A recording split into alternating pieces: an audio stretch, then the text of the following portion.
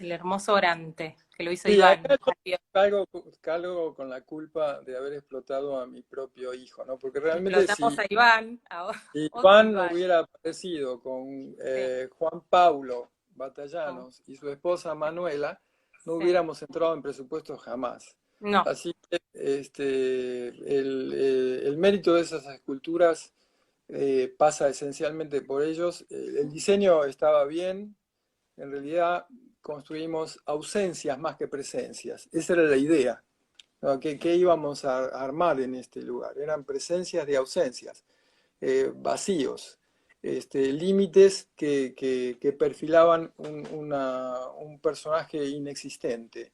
Y el trabajo que hicieron fue descomunal. Los tres trabajan en hermoso. el cajón y la experiencia de ellos allí fue muy, muy importante para este logro, ¿no? Y a mí me pesa todavía en la conciencia haber preparado, criado a un hijo para explotarlo vilmente en función de un No, proyecto bueno, creativo. un poquito, sí. Lo Pero explotamos, bueno, bueno, a explotamos a veces mucha uno gente, Marce, hemos pero explotado a mucha gente, pero jamás pensé que iba a explotar a mi propio hijo. Pero bueno, no, bueno, tengo pero un contá nieto también, la vamos a técnica con la que protegerlo. se hizo los orantes. ¿Cuál es la técnica de los orantes? Que está La buenísima. técnica lo tienen que contar ellos, porque realmente es Ah, un vacío. Ellos encontraron un formato porque el problema de esto es que está hecho con tela. Entonces está la hecho con tela parece bronce. Entonces el bronce está logrado por medio de la pintura que ellos mismos hicieron. El problema era cómo hacer el vacío dentro. Entonces encontraron una forma de sacar moldes de posiciones para lograr después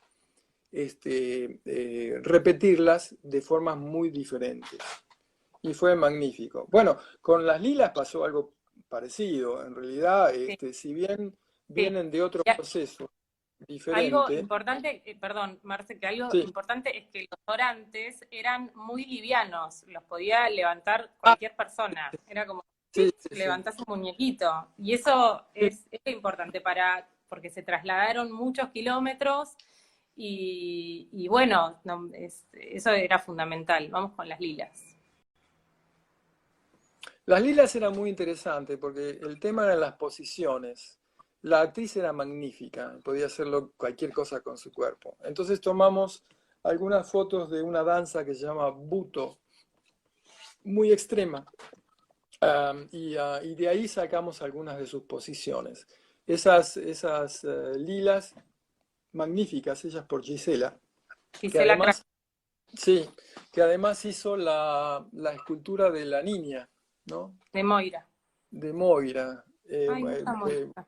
Bueno, Sí, Moira entre serpientes. Después se perdió un poco el símbolo de las serpientes que estaba muy claro en parte del guión y después se fue como desdibujando.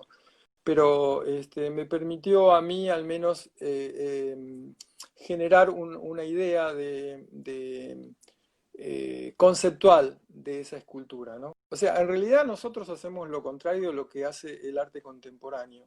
El arte contemporáneo juega con el sinsentido y resignifica, pero antes de la resignificación vacía de sentido. Ese es un juego muy peligroso, porque es lo que hace el poder con nosotros todos los días. Yo no me pliego cuando dibujo a ese juego, porque me parece un poco inconducente. Pero en la escenografía aplicada al arte cinematográfico, cargamos de sentido, un sentido acotado. En realidad, todas las grandes dimensiones conceptuales del arte y de la vida nos pasan por la cabeza cuando hacemos esto. Pero como una película es como la vida en miniatura, tenemos la posibilidad de objetivar conceptos que fuera de la película serían muy complejos de objetivar porque pasan por la estética, por la filosofía y por vaya a ver cuántas cosas más. Por ejemplo, el concepto de qué es la belleza. El último miembro del equipo del Jardín de Bronce sabía que era la belleza, aplicada exactamente al Jardín de Bronce. Entonces, en ese sentido, es muy interesante porque de alguna forma todo el pasaje conceptual y complejo tiene una vivencia práctica e interesante en el trabajo concreto de la cinematografía, pasando por la aplicación de sentidos a lo que hacemos, que es muy interesante, no siempre por aplicación, sino a veces por sustracción, sobre todo cuando llegamos a locaciones, que nos dicen mucho de ellas y tenemos que orientarlas y reorientarlas, tratando de evitar el cáncer de nuestro trabajo, que es la incidencia documental. Cuando trabajamos en la vida sin control, la vida quiere decir las locaciones, sin control y sin mucho, sin mucho dinero para controlarlas, la vida se cuela Mm, con su propia fuerza, con su propia sí, maravillosa, increíble influencia, pero que puede no ser funcional a la dramaturgia a la cual nosotros estamos abocados. Ese aspecto documental es el que nosotros reordenamos y reorganizamos. Y quiero decir que el equipo de arte nuestro era hábil en eso, en encontrar la razón dramática de cada objeto que buscaba.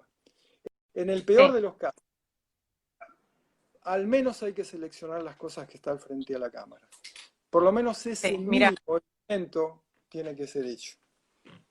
mira, este es un set hermoso también, que es el taller de Iván. Ah, el taller de Iván, sí, sí. El Es taller de casi un Iván fue... ejemplo de lo que estás, es un ejemplo de lo que estás diciendo. El Este set taller de Iván era, es un ejercicio de gótico puro. O sea, cuando hablo de gótico no hablo de un gótico cultural ni de un gótico... ah, eh, em, hablo del gótico en tanto arquitectura, el período, el 1900.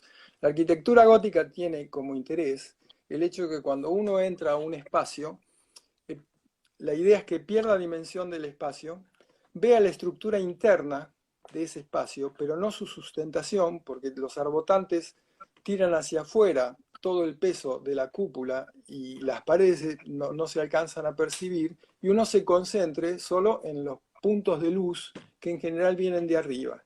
En este caso, el espacio no era interesante, entonces hubo que poner un color que reverberara alrededor y una estructura que no nos permitiera ver cuál era el entorno en sentido estricto y que fuera más o menos interesante y funcional a la dramaturgia. Como estamos en un clima de misterio, entre comillas, es interesante este proceso.